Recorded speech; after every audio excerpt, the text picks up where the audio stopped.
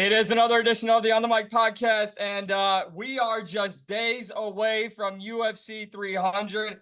I'm a company man, even though I don't have any stake or say in the company. I got the UFC 300 hoodie, got the UFC Venom hat, and I've got one of the best on the UFC broadcast, my good friend. You guys know him. You hear him all over the broadcast. You hear him on SiriusXM. You better be in his coffee shop, the one and only Dean Thomas. Sir, how are you? Hey, I'm good, man. How are you? It's good to be back and kicking it with you. I'm just living the dream. I'm still out in Vegas, but I'm catching a flight to Philly in a couple of hours, so living the dream, man. Are you going to WrestleMania? No. I'm going to I'm going to the hood, North Philly. It's like WrestleMania. I don't know, man. I thought, you kind of resemble The Rock, depending on how, people may look at you from the angles. Thought maybe, It his is stunt true. double. There's a lot of similarity between me and The Rock. Chris Rock.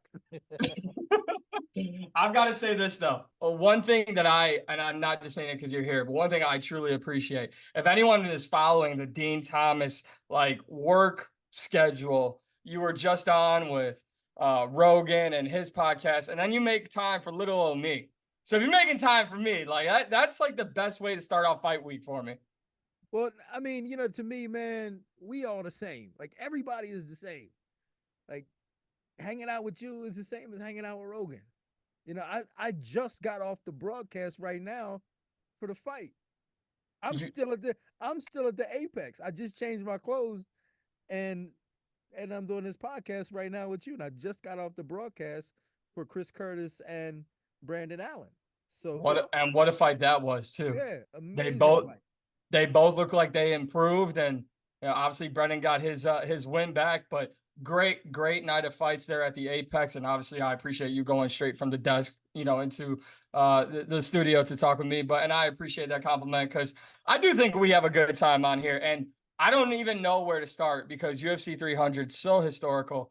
I'm lucky enough. This podcast is lucky enough. We're gonna have you coming out on fight week with this episode. We've got Bruce Buffer talking about how historic this is. I just want to do so much to highlight just how epic this is. You're a man who has been a part of the early days in the UFC, and I'm not talking about as an analyst. I'm talking about as a fighter. When you see how much praise, how much highlighting that fighters are getting coming into this event, because obviously there's no UFC 300 without fighters, but at the biggest stage on the biggest ESPN network, they're getting the respected shine that they deserve. How does that make you feel as someone who was really part of the growing foundation in the beginning?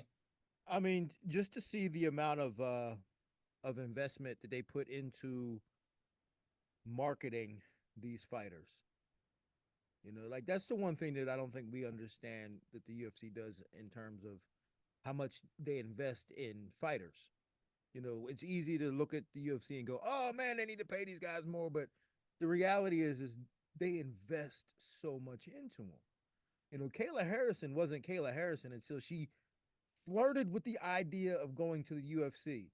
They put her picture up when she was still with PFL. They put her picture up at a UFC event and she skyrocketed. Her stardom skyrocketed. She stayed with the PFL for another year or so, and now she's with the UFC.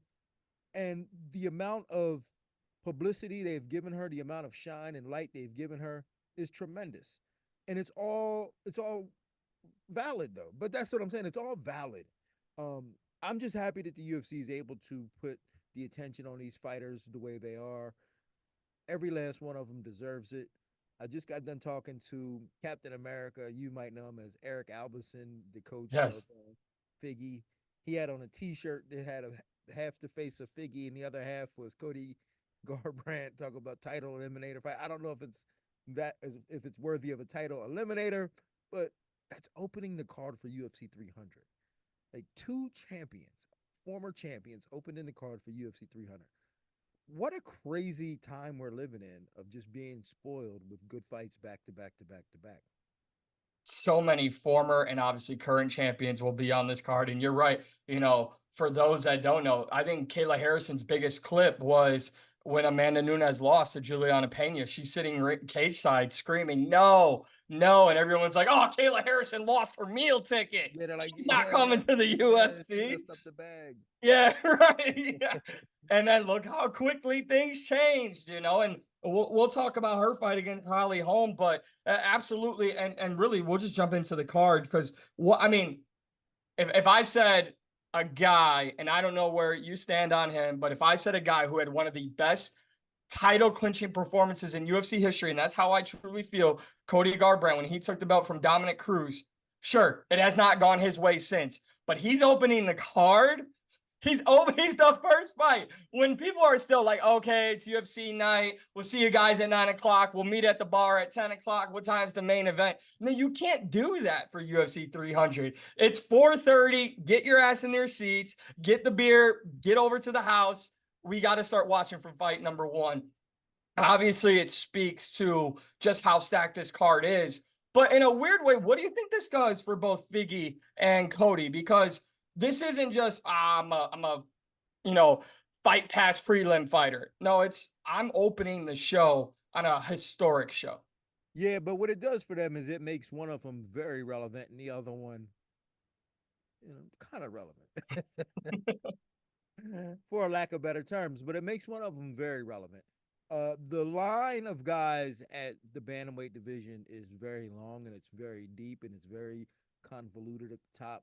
I don't think that a win for either of them will have them be able to jump the line, but it puts them in a conversation to continue their growth and to continue them getting big fights because we still have faith in Cody. If Cody can go out there and do something great like we know he's capable of, he can get another big fight. If Figgy can go out there and do something great like we know he's capable of, that'll be another win over another top guy as when he beat Rob Font. And we could say, man, listen, we got to put Figgy in that conversation with the other greats. We got to give him a big fight, maybe Peter Yan or somebody. But I mean, it just puts them in a conversation with the other great elite talent at bantamweight. And boy, is that division stacked, man. I mean, it's So just, I can't, I like every time I see some great fights and they go, man, this guy's a bantamweight. I'm like, what? Another one? Another guy at bantamweight that we got to look out for? I mean, it's just crazy to think about that. it is, and and I'm gonna steer away from the card for a second. Obviously, as someone who is in the media game yourself, who has seen the growth of the sport and seen how fighters use their creativity and their following to build their brand, how much are you loving what Marab is doing? Because his video this week is the best. I'm giving him the title of social media guy of the year. Yeah, Marab has really turned it on. It's weird, man. He just turned it on. I don't know how what happened and but he just turned it on and the fact that he's able to find somebody that looks just like Sean O'Malley, Marab, I take my hat off to Marab as a guy who's, you know, prides himself in a social media presence every so often when I care. But but to see what Marab is doing, I take my hat off to him. I take my hat off to his creativity, his delivery, everything that he's been doing this last couple of months has just been on the money. And really, he's been winning the social media game and doing what he needs to do in order to really build his reputation.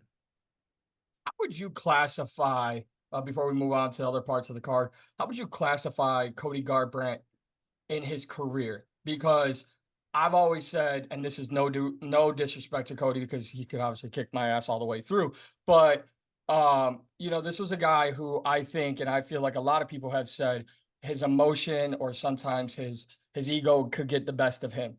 But when he's on, I don't know many more fighters who were dangerous than him when he was at his prime. When you start getting knocked out and stuff like that, obviously we see the results, and we've seen the downfall of some of his fights. But how would you sum up Cody's career coming into this fight so far? You know, initially, when you look at somebody who is as talented as Cody is, I mean, he's probably faster than anybody. He's got more skill than most guys.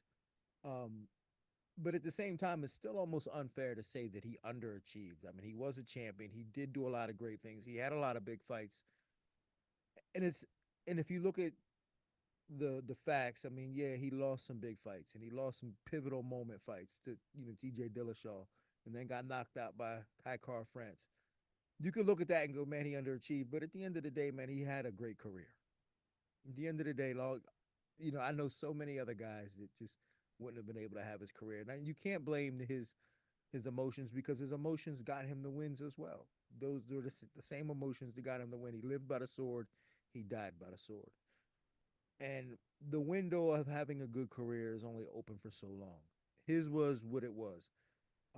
If he doesn't win this weekend, I would say that his opportunity to become a Hall of Famer is going to be diminished. If he is able to win this weekend, there's still an opportunity for him to prolong the greatness of his career. But if not, he still had a great career. He won't be a Hall of Famer, but he still had a great career, and he still did more than almost every other fighter I know. So I'm never going to say that a guy like that is an underachiever. Yeah, he'll definitely be in the hall of the very, very good, right? And that you can't disrespect that. I've always said to your point, one of my favorite stories was right after he won the belt against Cruz. I interviewed his uncle and I said, was there ever a point in that fight where you told him to stop dancing, stop having fun, and take it a little more serious? He said he came back to the corner, we talked, and he said, Unc, I'm having fun. And we were like, all right, that's it. And they just let him do his thing. So, like you said, that was a guy who fought in his emotion and sometimes out of it as well. Well, I mean, and when you think about it, that was the greatest performance we've ever seen, um, probably of in all time. It really was. A few weeks ago, Michael Bisping was talking about Sean O'Malley and Cheeto Vera and said that that was the greatest performance in bantamweight history. And I said, no, we can never forget about Cody Garbrandt and Dominic Cruz. And I'm more than willing to say not only was that the greatest bantamweight performance, but that's probably the greatest performance we've seen in like in the high level, right? Like when you talk about two guys at the highest level, we've never seen somebody really get totally stunted on the way Cody Garbrandt stunted on Dominic Cruz. And he did so all 5 rounds. Moving on to the card, I mean, there were so many names that were floated around, and we'll get to the top of the card and all that fun stuff. But Jim Miller had to be on UFC 300, and I know there's been this public plea for from Jim Miller himself for Bruce Buffer to introduce him as Jim effing Miller. Are you with that? Can we get Bruce to do it? I don't. I think he said he won't, but Yeah, he said he won't, and I don't. The thing is, man, there's a certain level of professionalism that you got to maintain, and if Bruce says no, then you got to respect that from Bruce. If Bruce is not willing to go that route and start screaming explicits, you got to respect that. So I'm okay with that. I am okay with that. But you never know. Bruce might just be, he might be faking the funk. He might say he's not going to do it, but when the time comes, he might do it. absolutely. But Jim Miller, was such another guy, right? And people can say what they want about Jim Miller, but he had to be on this card. Yeah, he willed himself into this card. I don't think without the pressure of the people and him kind of putting Dana in a position that they had to put him on this card, I don't know if he would have even been on this card. I mean, he just fought a little while ago, and it was questionable whether he'd be able to turn around. And he just kind of willed himself onto the card. I love it. I mean, they didn't give him an easy opponent, but they gave him somebody that was very fair for him and somebody who really could bring out the best in him and a guy like Bobby Green. So I love the matchup. It's going to be a fun fight watching Jim Miller and Bobby Green go at it. That's an exciting fight. I think that's a fight for the fans. Oh, absolutely. And I think that's what I love, right? So we get two former champions and Cody and Figgy opening the card. Then we got a slew of fan fights. We got Jim Miller, Bobby Green. We got Jessica Andrade, another former champion against Marina Rodriguez. Then we got what I think is the people's main event on the prelims, which is Jalen Turner and Money Moicano. I mean, how excited are you for that fight? I'm very excited for that. I know Money Moicano for a long time. Been in the gym with him. I've always thought he was super talented from the days. I remember when he was fighting Jeremy Stevens and when he beat up Calvin Cater. I mean, he's always been a talented guy. He's had his ups and downs, but I think right now he's at the height of his career. This is where his window is open the biggest. So he's got to be able to take advantage of this. But it's a similar story for Jalen Turner. Jalen Turner's had his ups and downs. I think Jalen Turner is a little bit more talented only because he has the physical attributes. He may not be more talented from a skill perspective, but his potential may be a little higher. I don't want to say talented, but I'll say his potential may be a little higher because of his physical attributes, being as tall as he is and as long and able to use his weapons. But great fight. Um, I think the winner of this also puts themselves in a position to be in a conversation with some other big dogs in the lightweight division. I think UFC 300 and looking at another good fight, early fight on the card, Sadiq Youssef, Diego Lopez. I love that fight. I think this card sets the table for the rest of 2024 in so many weight classes for so many fighters. I think we're going to get a lot from this. And really, I'll start that conversation with Kayla Harrison and Holly Holm. And we talked a little bit about Kayla Harrison, and this does not take away anything from her other promotion or any of the other work that she's done. She's earned everything she's gotten thus far. But you hear people all the time, and I'm going to use a wrestling reference. You can laugh at me, but shout out to your kind of coworkers over at SiriusXM and Busted Open. Talked to Jade Cargill today, and she said the WWE, when you learn how powerful that machine is, it just does something for you. And I think same could be said in comparison for Kayla Harrison. All due respect to her previous home, but when you come to the UFC, if you make a statement, the world is hers for the taking. Yeah. I mean, because they set the stage for her. They set the stage for her to really take over the division. But they also set the stage for her to fall heavily and then put Holly Holm in a position where she solidifies her greatness. So and that's what the UFC does, and they do that better than anybody, and that's setting the stage and giving people opportunity to be great. And you can take advantage of it and be great, or you can fail and attempt to be great. If Holly Holm goes out there and wins, she's gonna be great. We're gonna look at Holly as like she's back, title contention. If Kayla Harrison wins, she's definitely getting a title shot. So this is a big opportunity for both women. I love it. And I know Kayla Harrison, she's a true professional, one of the better competitors I've ever had the experience of being around. She's just such a high level competitor. And man, if she's able to perform at this weight, she could be dangerous. Now, let me ask you this. This takes nothing away from the defending champ, Raquel Pennington, but these names outside of Holly Holm are not there right now for Kayla Harrison's, we'll call it casual resume. There's no Ronda Rousey. There's no Amanda Nunes. There's no Chris Cyborg. So if Kayla Harrison goes in and takes care of business against Holly Holm, what does she have to do?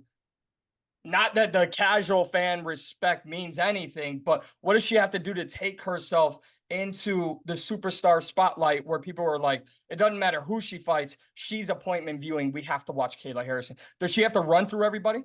Yeah, I mean, if she beats Holly Holm and then she wins the belt, she will automatically become must see TV automatically just because of the type of marketing and the machine that the UFC will put behind her.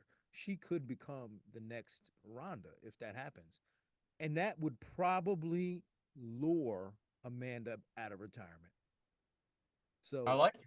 if I like if it. she beats Holly, gets an opportunity to fight Raquel Pennington and wins, I could almost assure you that Amanda will probably come out of retirement to be like, all right, now you got to get through me. And then let's say that happens in that order, right? We'll say Holly, Raquel, Amanda. If Kayla goes and wins those three fights, where does that cement her in your mind in terms of greatest fighters, not just as a female, but all time? I mean, you got to say that puts her up there. Well, it's relative, right? Because Right. but you got to put her up there because if she could beat Amanda, then go in there and beat Holly and Amanda and the current champ, I mean, that's three champs in the division. So you got to and then after what she's done in the PFL, you got to put her up there with the greatest of all time. If she can go and do that run, but that's a tall task to be honest with you. It very much is, and I can't wait to see what the future holds. And that's obviously a great fight for Kayla in the UFC. We got Calvin Kattar, Aljamain Sterling. I don't know how to read this one. Obviously I like Aljo moving up. You could say what you want about making way for Marab and blah blah blah, but he was a big bantamweight, and I think featherweight's probably the best thing for him physically. How do you think he fares at 145? I think he does all right. I mean, he's a guy who is used to actually like training with bigger people. He just has to be able to accept the fact that he's not going to be the bigger guy. And sometimes have an effect on you mentally and not allow you to perform the same. Just knowing that, okay, I'm not the bigger guy, so you kind of shut down a bit. He can't do that, especially against a guy like Calvin Cater, because Calvin will eat him up if he goes out there and has any doubt in his game. So he's going to have complete confidence and be okay with not being the bigger guy and just being the slicker, more skilled guy. And that's going to be a challenge, especially your first time, because he's not used to that. But it'll tell. I mean, only time will tell when the fight happens. And if Aljo's feeling good, I think he wins the fight. If he has any doubts in his mind and doesn't fight well, he's probably going to panic and he could lose. To that point, what do you think not draining those extra 10 pounds or whatever it may be off his body, what do you think that does for his mental state, his confidence? Right now, it should be doing. It's going to do a lot for him because he's not going to have. He's going to be able to cut the weight, and then he's going to realize that, hey, wow, this was. I mean, it's still a weight cut, but I'm used to having to cut 10 extra pounds and suffering. And the problem with a lot of fighters is they get used to that suffrage, and that becomes a part of their process that they feel that they need in order to perform.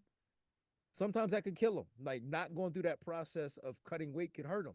But like I said, as long as Aljo is okay with the fact that he's not having to cut a tremendous amount of weight and he can feel good, and he should embrace that feeling of goodness, that it's a benefit, it's a positive to not have to cut a bunch of weight. He should be okay. And I think he's getting a dogfight against Calvin Cater. So I can't wait. It's a really, there's a couple other fights to open before the main card, but I think that one really sets the table for the night. And the featured prelim, Yuri Prohaska against Alexander Rakic. I mean, we know so much and respect so much of both those guys. But when you hear about Dana talking about just the injury that Yuri had to overcome to get back to this point, should there be any lingering concerns of can Yuri get back to that? I don't think so. I think Yuri's young enough. Um, he's so far been very durable. I just saw him in the gym the other day. He looked to be moving well to me. So, I mean, I've never seen him fight training before, but he was moving around, and then he looked good. He looked happy. He looked confident. They didn't seem like they were hindering anything, but um, I think this is a good opportunity for both guys as well. Like, I think UFC 300, the biggest storyline is opportunity. And I think that's for everybody, because everybody's in this situation where it's high stakes for everybody. Yuri can come out there and win. He's the man again. You got to put him right back up there with the other top dogs. Alexander Rakic, to me, has been probably the best light heavyweight in the world for a long time, but he's never really been able to show it. And then when he got injured, that set him back a bit.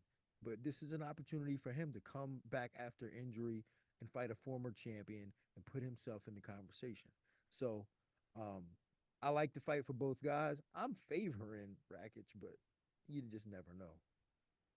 I love that. I'm trying to run through the card with you, and then I have a few extra questions for you. But no, I think you said it perfectly. Honestly, when we wrap up, this conversation, UFC 300, the only way to look at, like I said, I've got other questions about other things surrounding, obviously the promotion and what was coming talked about coming into this. But instead of stacking it with some Irish guy that we've all seen in a Hollywood movie and other superstar John Jones and all this, put us give us a card full of opportunity. And I think that even gets the gears going a little bit more, because if you stack it heavy at the top and then don't, pay mind to the, early fights, I think that sometimes does hurt the, overall aura of the night. So I think you said it perfectly. UFC 300 is just an event of opportunity, and no one really I'm not even going to say pressure, but more opportunity to open the main card than Bo Nickel.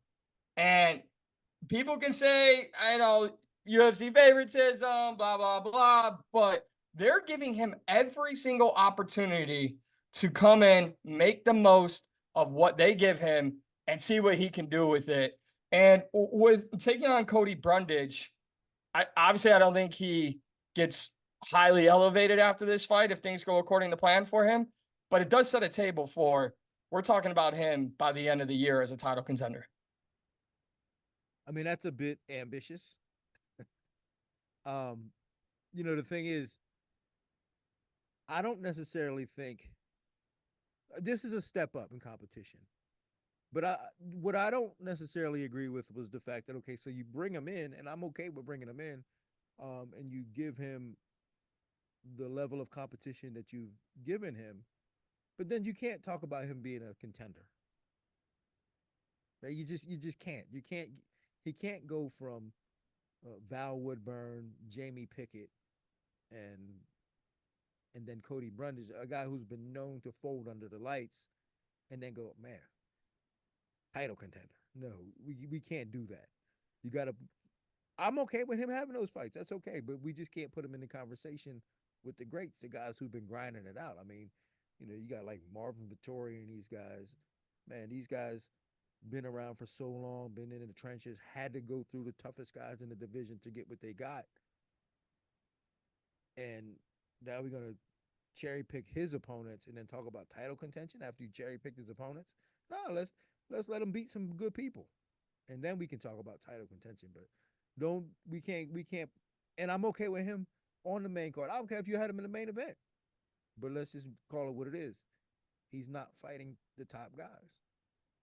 Yeah, and I wouldn't say I should clarify. I wouldn't say that by the end of the year I think he's going to get a title shot, but I think the chatter about him at the top or getting closer to that opportunity becomes heavy if he not only beats Cody Brundage but goes on and wins a couple more fights. I don't think he's fighting the Robert Whitakers, Marvin Vittori's, Hamzats anytime soon. I would love that. I would love to see that any of those names by the end of the year.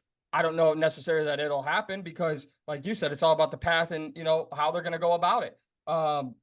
So moving on, looking at Charles Oliveira and Arman Tsarkian, I mean, this is a huge can't blow it for Charles Oliveira, if you ask me.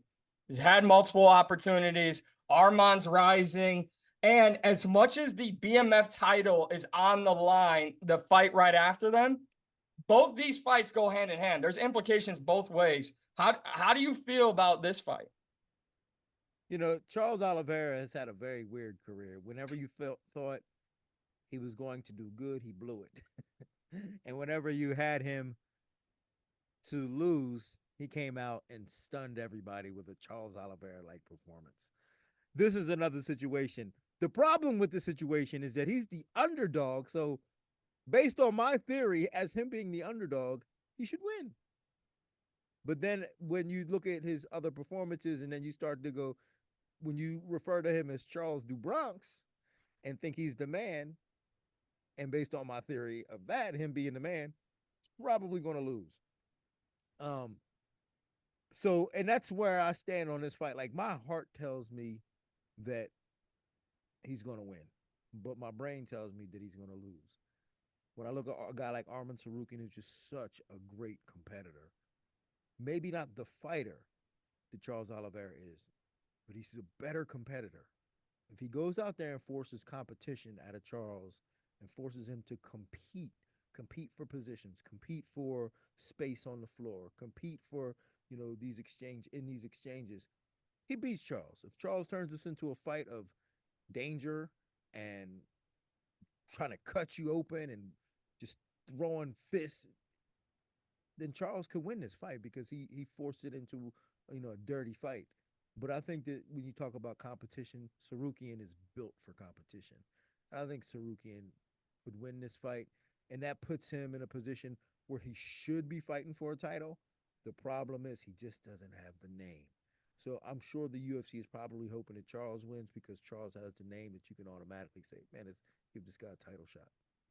Well, and here we're in a weird spot right now at 155, right? Because we have this fight, then we have the BMF fight between Justin Gaethje and Max Holloway. We'll talk about that here in a second. Then we've got potentially an announcement coming maybe next week on the return of Conor McGregor, which we all assume will be against Michael Chandler. But we just had Dustin Poirier do what he did once again. I mean, where do you and who do you feel is next in line for a title fight at 155? There's so many different things, so many moving parts with contenders. If and then also too, when does Islam want to fight again? If I'm sure if it was up to the UFC, Islam wouldn't be champ, right? But he is champ, and that puts a a different light on everything. I think that if Connor comes out, depending on when he fights and if he can get past Michael Chandler, he'll probably get a title shot. Um, but again, he has to come out and do that, and the timing has to be right. If Oliveira or not Oliveira, but if Justin Gaethje beats Holloway, he should get a title shot. But if Arman Sarukian could look really good against Charles Oliveira, he might be able to sell himself in that position for a title. But again, timing has to match up, and depending on when Islam wants to fight again, injuries and things like that. There's so many different moving parts. And then even with Dustin, after just beating Benoit Saint Denis, so many moving parts, but it's just going to come down to timing, events, and just all those little things. So I don't even think the UFC knows right now. I think that they don't decide until the best opportunity comes around. Is this a good time though at 155? Because like business is booming. Fights are picking up. People are gonna have to fight all. Maybe the guy who thought, hey, I'm next in line for a title fight, and the time, like you said, maybe the timing doesn't work out. But now maybe we get three high level fights with marquee names. The business is booming at 155. Oh yeah, business has been booming at 155 for a while, which is why it's been the marquee division for a while. But it's been those top four guys or so. It's been Gaethje, Dustin, uh, was it Chandler, and then Connor for the longest time. And then now you still have, and those were kind of the big names in the division. But now you have the guys that are really good fighters that you can't deny, like the champ Islam, and then Sarukian, and then there's even Mateus Gamrot, and then you got to talk about the winner of Jalen Turner and Money Moicano. So this division is super hot right now, especially when you talk about that bottleneck at top five, top seven, rather, of guys that could just beat each other on any given day. And just like The Rock, as we talk here on WrestleMania weekend, just like The Rock is coming in and screwing everything up in the WWE and taking over the headlines, Max Holloway could come in and screw everything up at 155.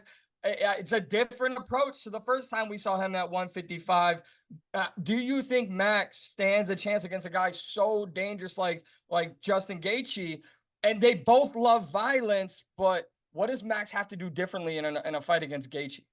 I think that with Max, I think Max has the ability to beat him. Like up until like a couple weeks ago, I thought maybe Gaethje might just be a little too sophisticated and maybe a little bigger. And I don't like to use that as an example, but I'm really liking Max's chances right now. I think Max has everything that he needs in order to beat Gaethje. He's got the chin. He's durable. He just has to fight a really good fight, a high volume fight, and not take too much punishment to the legs in the process. And if he does that, I think he wins the fight. And he just joins that kind of fire of, hey, we'll figure it out, but welcome to the party. We've got something waiting for you. Yeah, I mean, he could stake his claim right down in there. He could put his flag right in the soil as soon as he beats a guy like Justin Gaethje. But hey, man, where's my title shot? I don't think they would give it to him because, again, it's just so many other guys that he could fight, and that's kind of the one thing that I think the UFC does need right now is a new guy for those other guys to fight because they've already fought each other. Dustin already fought Gaethje twice. He fought Oliveira. I mean, a lot of these guys fought each other. So if you get a guy like Max in there who hasn't fought anybody, he could tie up some of the other guys that want title shots. He can tie them up for a minute. So I think it'd be good for Max to, if he wins, to stay at 55. Even if he loses in a good way, he could stay at 155 and still tie up some other guys. Well, how about this? I'll throw this curveball at you. What if Max wins and then in June, Connor beats Michael Chandler? Let's just keep a big blockbuster fight. Let's get this rematch at 10 pounds, years in the making. Let's let whoever's up next for a title fight Islam. And let's get two big blockbuster fights out of Connor against Chandler and then Max Holloway. I love it, and I think that might be part of their plans because as of right now, as we're starting to see, even with belts like the BMF, we're starting to see that just having the belt doesn't really make you a star. And we're starting to see, I mean, if you're already a star, it elevates you, but it won't make you a star. Like look at Raquel Pennington. Like since she's won the belt, we haven't even heard from her. Hmm. So what I'm thinking is that having and if you put Connor and Michael Chandler in a fight, that fight might do better numbers than any other fight that you could make in the UFC. So being a champ doesn't necessarily mean much. So you could do Connor and Holloway and make it a mega fight, just having the names involved. And to me, that's better. That's bigger than any title fight you could have at 155. So I wouldn't doubt if they did that fight. Plus, who wouldn't love the promotion of Connor being in a BMF title fight? I mean, try saying bad motherfucker in Irish in an accent that he that he has. I mean, coming off of a Roadhouse set, I think Connor thinks he is the BMF right now. So if you get him talking about him being the BMF, the promos are going to be great. But going into UFC 300 co-main event, the UFC Strawweight Championship on the line, Zhang Weili against Yan Zhan. This is a huge fight. It's a huge fight for both women, a huge fight from where, they're home, and really a huge fight, in my opinion, for women's MMA. We could talk about Kayla Harrison and Holly Holm and their pedigrees, but we have two of the very best 115-pound, sometimes a division that's so overlooked by the general public and fans. How good is this fight? I mean, it's the biggest fight in China's history. And I mean, I don't want to go all the way back to like the Ming Dynasty, but in recent history, this is the biggest fight you could make in China's history. And that's when you think about how big China is, and you go, wow. I mean, when you put it in that perspective, like this is a huge fight for China. This is a huge fight for women's MMA. This is a huge fight for the strawweight division. And it's kind of gotten lost on us with all the other big fights. But I love this fight. I just want to see Wei Li Zhang fight because, and Mike, and I'm not bullshitting here, and I'm not. This is not hyperbole. I've never been in the Apex in recent memory and not seen Wei Li Zhang training. Every time I go, she's in there training without fail every time. And I told her that the other day. I said, every time I'm here, you're in here. Like it's weird. It's and that's the only person that's ever been like that for me. Like every time I go, she's there, and I go at random times. Like I'm not. It's not like I live here. I don't live here. I just when I show up there, she's there. She's an absolute machine. I'm looking forward to watching her fight. I can't wait. And that's honestly, I love hearing that. That's amazing. And I think that just kind of speaks to who she is as a champion, as a fighter. And like you said, when you're talking about the biggest fight in China's history, no matter what, and it's two women and it's 115 pounds, this has the makings of a true all time classic. And we've already seen her in a couple of those. And then we've got the main event. Oh, we were waiting for the big one, right? We were waiting. Ronda Rousey was coming back, and Connor was fighting here, and John Jones was fighting here. I'm going to ask you about him in a second. But we had all these things planned out, and now it's Jamal Hill and Alex Pereira. And not only is it that, but I feel like this is a slept on main event. I think this is an overlooked main event to a point. I think it's been disrespected as a main event because no matter how you feel about each of them, collectively, Jamal Hill can get back a title he never lost, and Alex Pereira. I mean, we want to talk earlier about Bo Nickel and other fighters kind of cherry picking their way to the top. Alex Pereira did not do that. And now he has this opportunity waiting for him. And this is, in my opinion, this is an epic main event. It is unexpected only because we thought we were going to get some crazy names. We were just being greedy. We were just being unrealistic and greedy. This is a great main event. I just saw Jamal Hill in the Apex, and I had seen him while he was injured, and he was just a regular dude. I just seen him at the Apex right now. He's in shape. His skin looks good. He had a haircut. He was walking with his chest. I was like, yo, man, he exuded championship vibes. He wasn't doing that before when he was injured, after he was, going through rehab and stuff like that. He wasn't, I mean, he looked like a regular dude, but now he looks like the champ. So I'm glad for him. I'm glad to see him back. He looks sharp, looks healthy. I think he's gonna get his belt back. I agree. And honestly, I think people overlook what he did to get that belt and how he worked his way up. I think Jamal Hill is going to give us a little Roy Jones, and y'all must have forgot. And I know you're always gracious with your time. I don't want to keep you for too much longer. So stepping away from UFC 300, I already mentioned it, but I got to ask you: did you lose 2 hours of your life, and did you watch Connor and Roadhouse? I watched the first day it came out because I had to do a review on Sirius XM. And in fact, like the morning of, like when it came out, like 12 a.m. that night, I woke up, I forgot, and I woke up and was watching it at like 6 just so I could do the show. And it took me a couple of hours to watch it because I had to stop it and decompress and do something in life to be like, all right, whew, and then I had to get back into it and then watch a little bit more. But I never want to bash guys doing something. So I'm not going to bash the movie totally. I thought Jake Gyllenhaal, he's a fantastic actor, and I thought he carried the movie. I loved seeing Jay Haran in the movie. There's something still cool about seeing Connor if you can accept him as one of our contemporaries. Cool seeing him getting an opportunity to be in a movie. Um, but but that's about it, right? I thought that you know the acting of some of the other actors in the movie was terrible. Like Yeah. for these professional actors, like these are the professional actors that you found, and I don't know if that was due to the writing or the director's choice, but I thought that was weak. Um, Story was a little lame, but it was corny. But um, but it was still cool to see some guys get some opportunities. And we never, ever, and I'm going to ask you next, but we never, ever, if he's in another movie, need a bare ass naked Conor McGregor scene ever again. I'm good on that. I think the world's good on that. We don't need Conor being butt naked, just out there for the world to see. I'll pass on that. But in all seriousness, Hollywood or Vegas, I mean, the shelf life of fighters is not the longest, and he's coming back off injury. And Dana has talked so many times about, how much money Connor has and how that could be tough.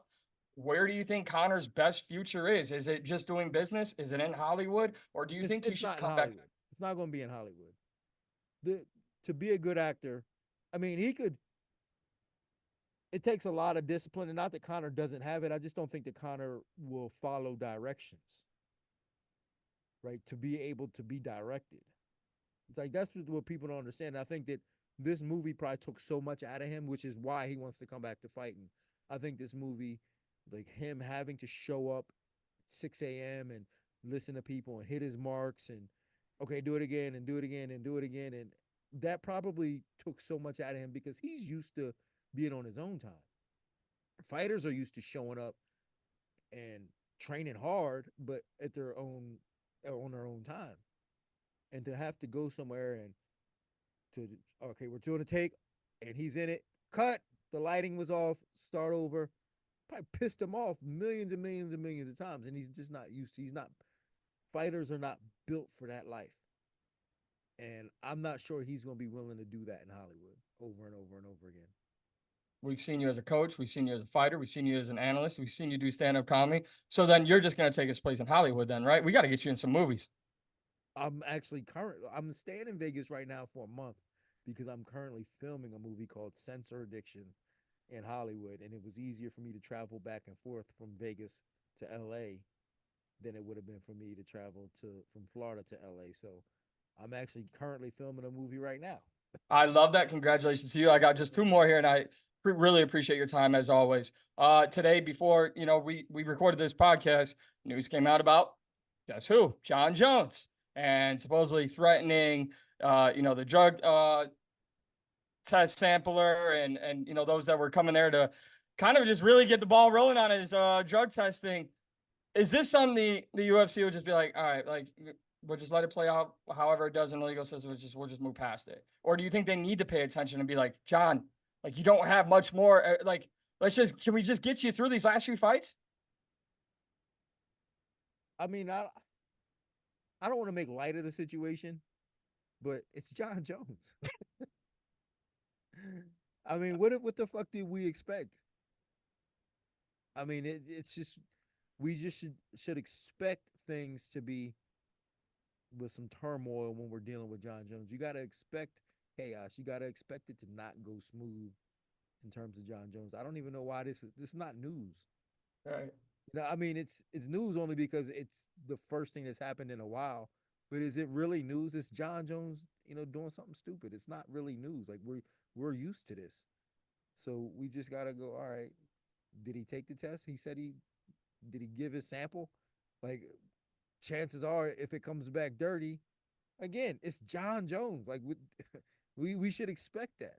So to me, it's not really news. I just think I hear you. I hear, yeah, and then that's the thing, it's to me, it's one of the beautiful things about this sport, right? Because I remember when Connor attacked the bus, some years ago, and Dana said this is the worst day in combat sports history, and then we get the fight booked, and we get the promo and the video in the lead up to the fight. So you could take the worst of the worst, and you can make it the best from it. But I wanted to ask you about someone you know very well. And listen, I'll make my public plea. Dana, you're letting so many great people in the media side. Obviously, Dean Thomas has earned all his roles, but so many people on the media side getting into these events. Dana, I've got all the UFC gear. Your guy, Dean, is a good friend of mine. I need to be able to attend a UFC event. I need to come to Vegas. That's the first thing. But this man, I'm a company man. I would just say that. I'm a company man, and I don't think we get to UFC 100, obviously, 200, obviously, but 300 in a way that we did with the marketing, the power, and everything behind the UFC if Dana White's anywhere else. What can you say about a man you know so well and what he has done getting the UFC to UFC 300? I mean, he's a different person. He's just a different personality. I mean, and it's weird too because I grew up in a time that we didn't really have social media. I mean, not that it's like new to me now, but it's just I grew up in a time when I was a kid, and the only motherfuckers I knew were dudes. I'm sorry for cursing, but the only dudes No, I do it. knew, I don't care. the only dudes I knew were the guys in my neighborhood, or people you saw on TV, or whatever the case may be. Um, and we didn't have access to people like Dana White. Like, we didn't have access to that. I didn't, you like you read about them in books, like guys that are just different, guys that just excel and they're different. And Dana White is that guy. He's a guy who's just different. Like he lives differently. Like he sleeps different. He's just different and he gets shit done. And he doesn't take no for an answer. He's and it's not like he and people regardless of what people think, he doesn't mistreat people. He just has to do what he has to do, and that's make decisions. And I remember talking to one of his guys, Skipper Kelp, good friend of mine, but he's a part of Dana's close circle. He said, Dana, guys like Dana, they make decisions fast. And they just make the right decisions fast based on their history of making right decisions before.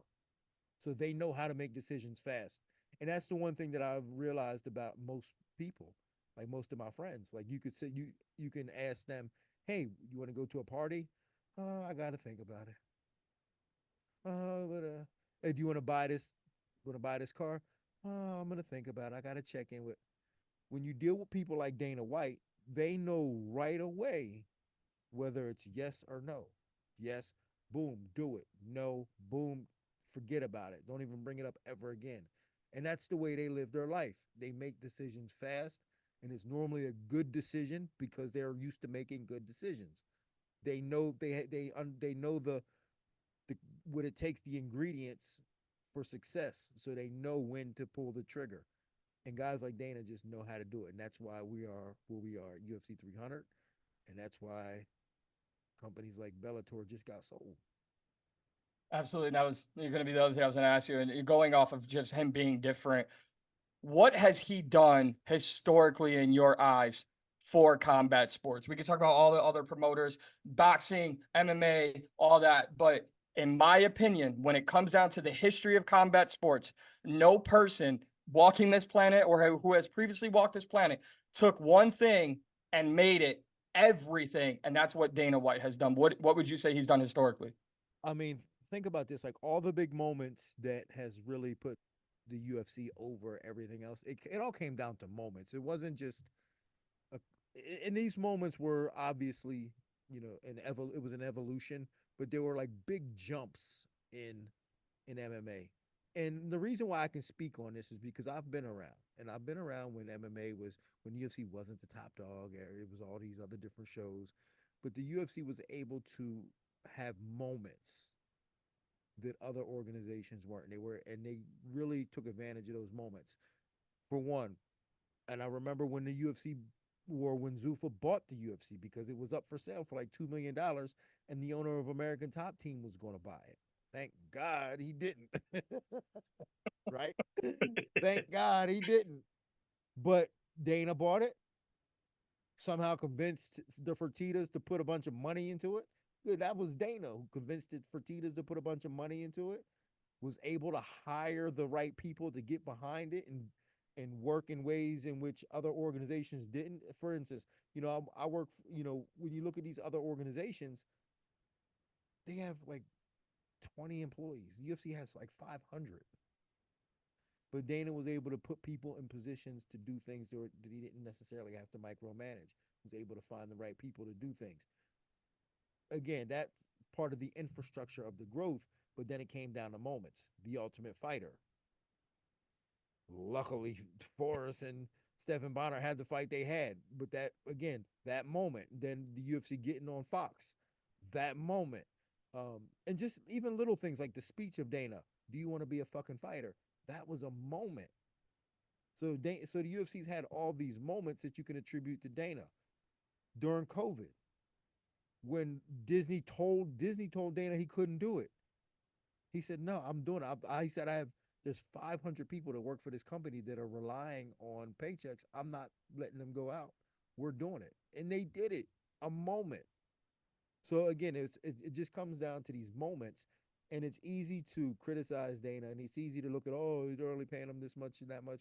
But again, like, I'm sitting in the Apex right now, and every day I come to the Apex, I've been here for a month. Every day I come to the Apex, I walk past hundreds of employees that just work for the UFC that are relying on this company to succeed, to make it.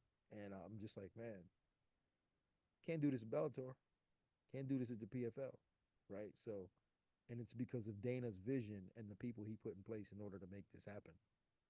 That's beautifully said. And I'll end it on this, Coach. Speaking of people who made things happen, very, very early on when I started getting into covering MMA, you were a big, big part of how I got here. And as you know, this will drop on Fight Week. May be exactly episode 300 that you will be on, respectfully, on this podcast. And I remember the first time talking to you was, I think it was Nate and Tyron when we're being discussed, and you came on, and I was just a little nobody in a Chicago radio station attached to a college campus, and you gave some details, and that got picked up, and then I had to go get sucker punched at a bar, but that led me to be able to go and train with you for a couple days. So when you talk about people kind of leading the way and helping others get stuff done, I'm so happy for you, not just being in Hollywood, but being, working on the UFC desk, working on ESPN, being on Sirius XM. And if it means anything, to be a part of my little journey and getting to 300 and hopefully many, many more episodes of this podcast, one big reason not only to cover this event that I wanted you on was mainly to say thank you, because I'm definitely not in MMA without somebody like you. Well, I appreciate it, man. Again, like, I'm just so thankful to be in the game that I feel like I got to give back, man. Like, I didn't have nothing in the beginning, and I've only had help in order to get what I've gotten right now. To be able to sit here at the Apex and do the show, like, this is a blessing for me.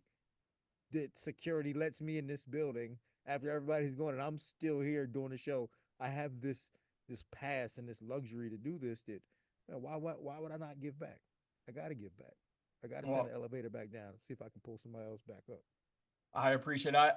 My hope is by 2024. Hopefully, you're in Vegas, but my hope is in 2024 to get to Vegas and attend an event. That's the only thing I'm missing out on so far in this MMA journey that I've been on. But like I said, it really doesn't get off the ground without you. And I'm so thankful. Enjoy UFC 300. Thank you for your time tonight. Enjoy everything. What should everyone who's listening, obviously, where can they find you, and what should they be looking forward to with your work? All my social media is at Dean Thomas. You can always link something from there. But at Dean Thomas, or if you're in South Florida, Hollywood, Florida to be exact, make sure you check me out at the Modern Rose Hollywood. That's my coffee shop. That's my hangout spot when I'm back home. So check me out down there. I love it, Coach. Thank you so much. All right, man. Peace.